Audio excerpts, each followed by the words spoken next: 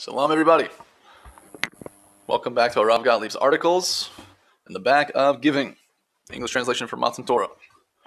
We are on the sixth essay, titled Women and Children.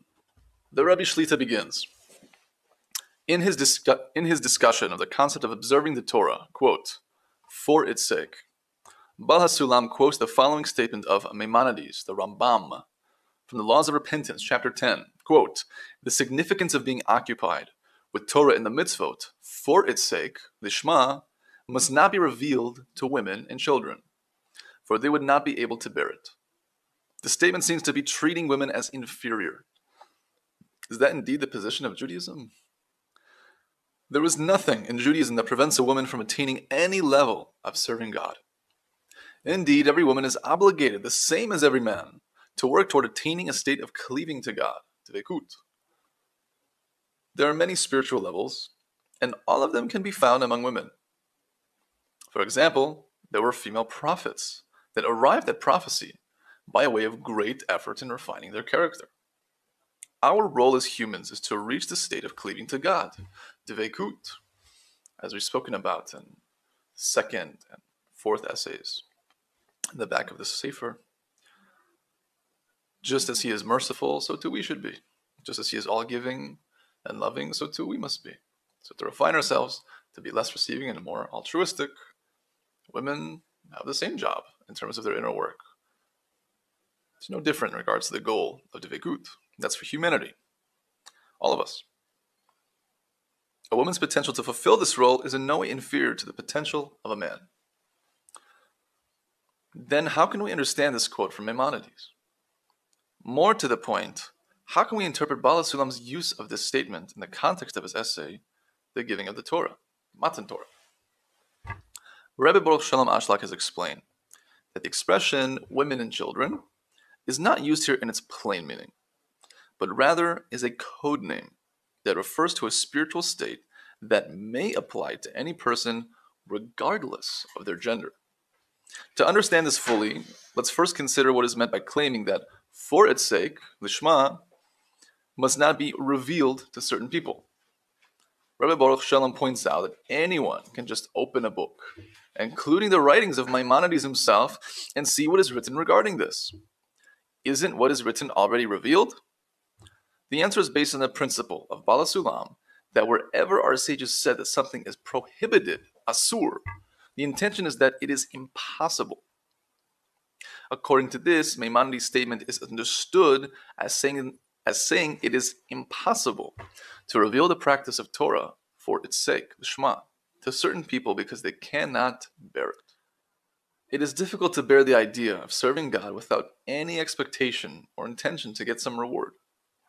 It's completely unnatural to devote one's time and energy to anything that brings no benefit to oneself. Serving God for its sake, the Shema, necessitates two extraordinary qualities: that we are able to face the truth that our desire is to receive, and that we can appreciate the goal of desiring to give. Why does Maimonides use the code name women and children to refer to people who cannot bear the idea of Torah for its sake? According to the Kabbalah, each man and woman has both the male and the female aspects of the soul. The desire to give is labeled male, zachar, in Hebrew, and the desire to receive is called female, nekeva. The association of male with giving and female with receiving derives from the biological fact that the male gives the seed, which is received by the female, and there is nothing positive or negative about giving or receiving in this sense. It's true that normally in terms of our inner work, receiving is less important because we want to focus on giving. But that's because giving is the tikkun, the fixing of creation. Because we're born as complete egoists. So to go against the nature is the correction for that egoism, being the attempt to be altruistic, the attempt to be giving. But in this sense, if we're speaking about biology, one is not less important or more important than the other. And to be fair, if we want to hone in on the spiritual work again, the truth is receiving is connected to the purpose of creation. It just so happens that it's receiving in order to give, as we've spoken about in Matan Torah and Haravut and different essays. The aspect of Shabbos, owning Shabbos, receiving the Creator's goodness in order to give a spirit of pleasantness, in order to give joy to Him. The codename woman, however, applies to anyone who is dominated by his or her receiving side. Again, this is coded language and has nothing to do with the gender itself that is male and female today. These are words that are describing certain principles and aspects that each and every person has. This applies whether that person is biologically a male or a female, continues the Rebbe Shita. This is a particular example of the manner in which the Kabbalah uses references to the material world in order to refer to aspects of the spiritual world, a manner referred to as the language of branch and root. That is the language of the Kabbalists, the language of Tanakh, the language of the words of our sages. It's all in code. It's all describing different processes of our inner work and of the systems within the innermost recesses of our consciousness, being the spiritual worlds. That's why it's so important to get a grasp on the language of branch and root. If we can do that, then so much of our learning and our involvement in Torah will open up in a deep and profound way. And we'll be able to connect the matters and stories and journeys of the Jewish people to ourselves, understand how it relates to us right here, right now. The Baal HaSulam says in the first portion of one of his magnum opus, the Talmud Eser Sfirot, the study of the 10 Sfirot, his grand commentary on the Eitz Chaim, as written by Rabbi Chaim Vital Zatzal in the name of the Arizal. And he says there that a person can meditate on physicality in order to draw and discover the secrets of spirituality, because branch and root, everything we have in this world, all systems and ways of being are expressing processes in consciousness, in the spiritual worlds. So he says there that we can meditate on it, we can contemplate it, and discover the secrets just by that alone, because we don't have any other reference point other than the materiality that we are ensconced in. In addition to the term woman connoting receiving, it has also been used as a metaphor for weakness. This is the source of the well-known expression of our sages, quote, his strength was weakened as a female, from Masechet Brachot 32a, based on an interpretation of a verse in Bamidbar, Numbers 14:16. Apart from such references in the Torah, the association of weakness with the female gender is apparently also due to the fact that a man's physical strength is generally greater than a woman's. That's our biology. Of course, this makes sense only from a physiological point of view. For example, a woman's psychological stamina is often greater than a man's. Nonetheless, the usual physical difference, which is more easily discernible, explains the use of the concept of woman to symbolize weakness in general. Again, a physical branch describing a spiritual principle. But the Rebbe Shlita here is clarifying that that's not always the case in our material world, but that which is most revealed to us is how we express that principle and make that comparison. But women are oftentimes, more than not, again, have more psychological stamina than men. Rabbi Baruch Shalom Ashlag defined one whose, quote, strength is weakened as one who cannot stand before the truth that he or she is in a state of self-love and disconnected from the Creator. This refers to people, male and female, who are not yet prepared to comprehend the seriousness of the low point in which they find themselves when they want to be connected to God. And the reason they are not prepared is because they are dominated by their desire to receive pleasure and joy for their own benefit. Not easy to hear these ideas. The truth is intrinsically bitter, which will be sweet in the end, but it's hard to digest. So one whose strength is weakened is one who can't stand such truth that the Torah provides within our consciousness, being the depths of our egoism and the truth about how disconnected we really are. Meaning someone can be mistaken, for example, and live a life of seeming piety on the surface and be alacritous with their observance, with learning and praying and helping others and the like. They might even be involved in Jewish meditation and might often find themselves feeling lofty experiences of being imbued with the infinite light that's found within them right here, right now. Revelations of their soul and the Creator at their level. So a person can be mistaken and believe that that is them becoming closer. That's them strengthening their relationship. It could be, I'm not saying no, but generally due to the notion that we are pure egoists, and we slowly but surely are given that revelation and awareness by means of our inner work. So it's pretty bitter to think of oneself as being Beseder. Everything's cool. I'm doing all the above.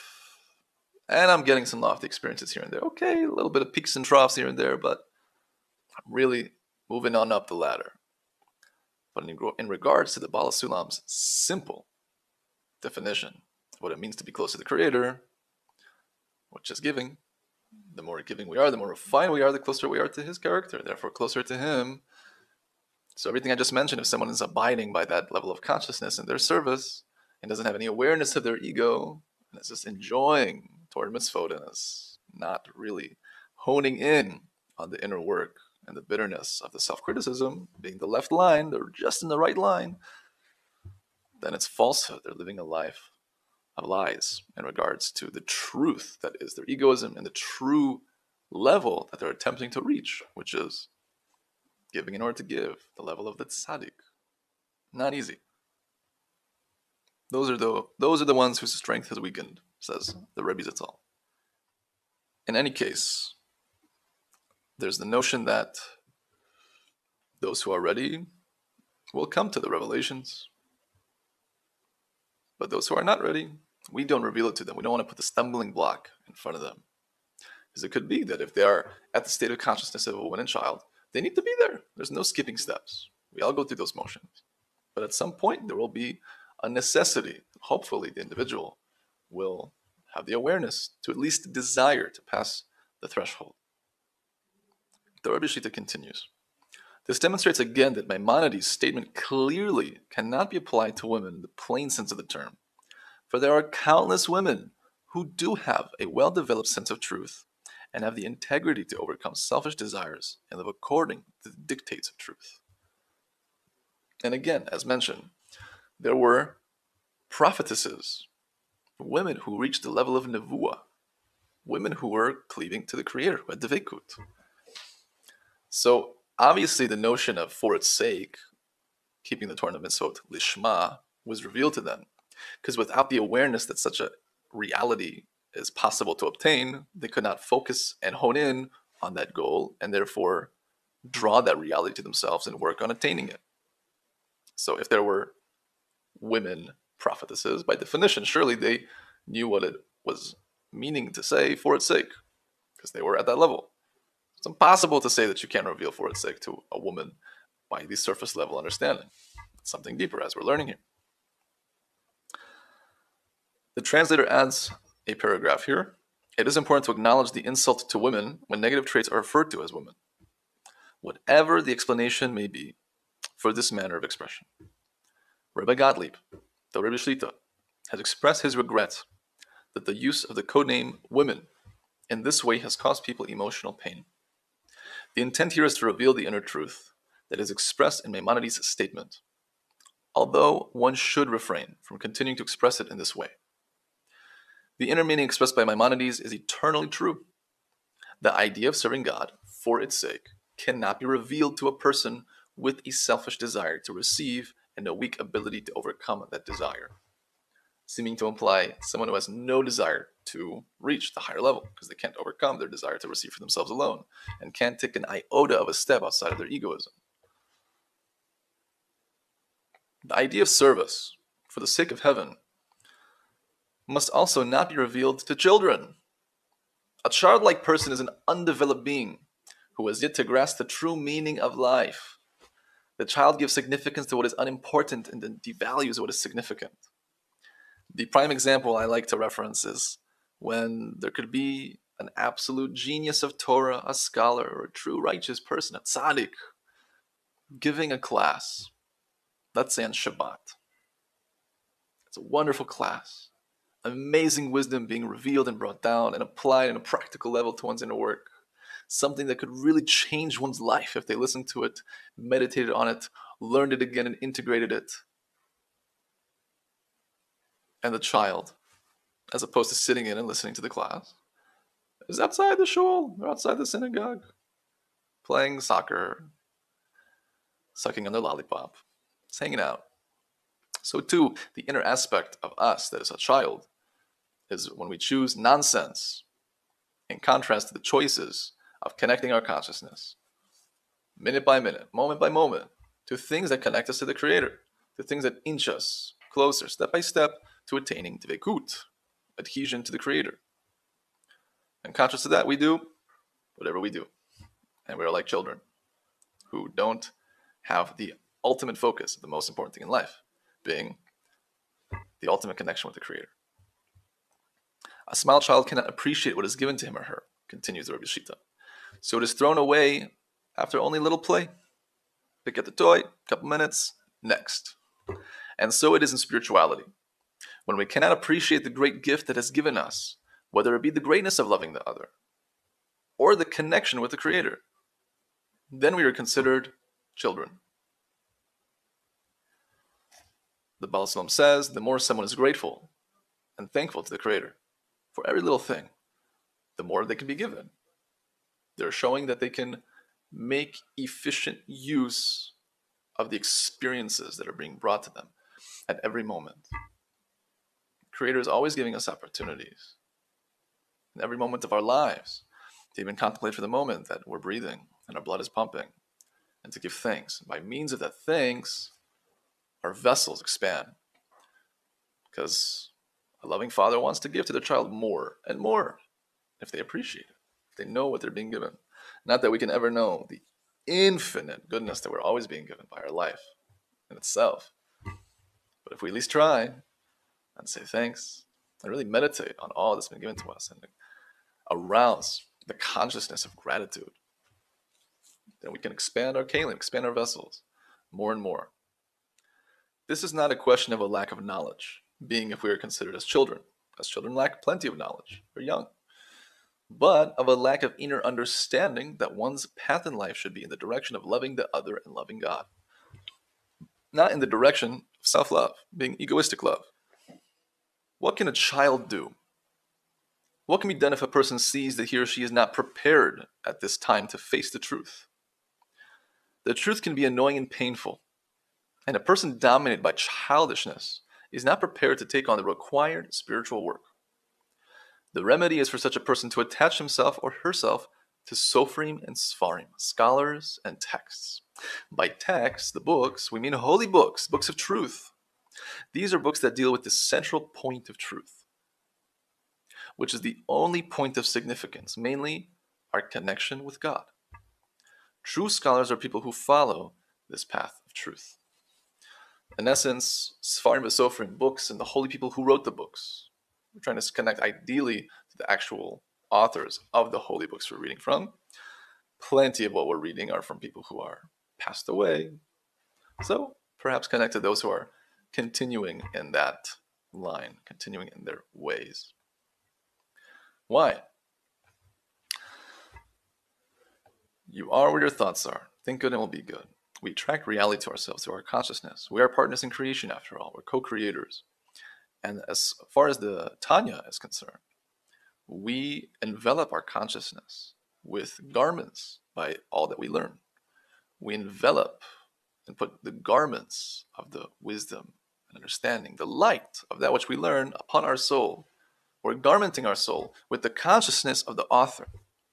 We're connecting to the author in an intimate way when we are reading their works. That's profound, which is why that's the go-to advice for anyone on this earth to connect to the holy books and the holy authors, to elevate their consciousness more and more. If someone, for example, was interested in secular matters, and they could concentrate on the godliness within all sciences and see the Creator within it and use that as a means to connect to the Creator, then that's certainly elevating it. And that certainly can be done. It's not forbidden.